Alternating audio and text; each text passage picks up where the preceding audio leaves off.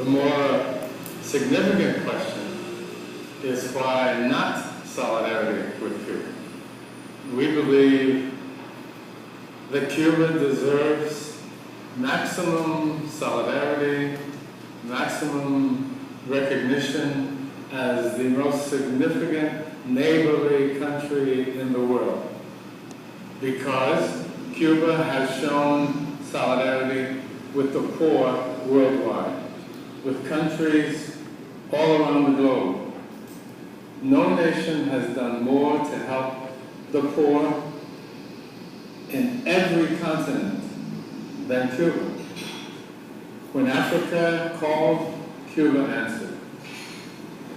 When the children first of Latin America, of the Caribbean, who suffered from the hurricanes of 98 and 99, when those countries were devastated and need help, who responded? Cuba. And as other nations saw the possibility and the hope that was generated by Cuba's solidarity with them, they overtured Cuba. And what has we to help them? They overtured Cuba to help them. And what has been the result? The Latin American School of Medicine. A revolutionary idea that has been made a reality because Cuba contributed a military base, a Coast Guard facility, to be converted to a medical school, which now trains thousands of young people worldwide. It is astounding what Cuba does. Little Cuba, not the size of Mexico, not the size of France, not the size of England, not the size of the United States, not the size of Canada, but it does more than all of those nations combined to truly show solidarity with the humblest, with the poorest, not just in this hemisphere, but throughout the world, including the United States. And so I ask, should not we all be in strong solidarity with Cuba? Because what Cuba is doing is showing itself a good neighbor. Cuba is fulfilling some of the basic teachings of the great religions of the world. It doesn't claim to be a religious nation, as the United States does, but it functions, its works, its deeds speak for itself. It's reaching out to the poor, to those in need. It's helping lift the quality of life of people in countries that the first world is seeking to crush. Haiti, as an example. While the nations of the first world conspire to keep Haiti depressed, oppressed, poor, impoverished, weak, unable to develop quality of life for its own people, what does Cuba do? Cuba sends more doctors to work in Haiti than there are Haitian doctors. And the examples go on and on and on. While the United States is seeking to crush Cuba, the United States Congress has voted scores of millions of dollars to undermine the Cuban Revolution. What does Cuba do in response? It opens the doors of its medical educational system to youngsters from a humble background in the United States to come to receive quality medical education in order that they might be able to return to their countries and serve the humble and the poor and those who are medically underserved in their countries.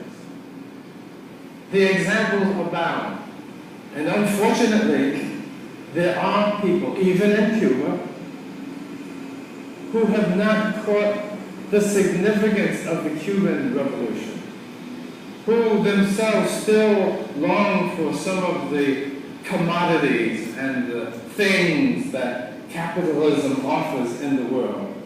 And so, those of us worldwide who understand the integrity, the values, the quality, the genuine neighborliness of Cuba to the people of the world, we ought to join in solidarity to help Cuba advance its commitment to raise the level of quality of life, to help the poorest of the poor, to give dignity and hope to the poor, not just in Cuba, but worldwide. So if you ask me why solidarity with Cuba, there are so many answers. Finally, let me say, I believe that many of the teachings of Jesus are fundamentally sound and are the qualitative commitments, ideas that can transform the world and can make this better world, which is possible, a reality. Love your neighbor as you love yourself. It's a radical, revolutionary idea. It comes from the gospel. It comes from the teaching of Jesus. We ought to extend all that we have to help others. An idea that comes from Jesus. Incorporated in the teachings of Jose Marti, in the vision and the hope of Fidel Castro. And if those were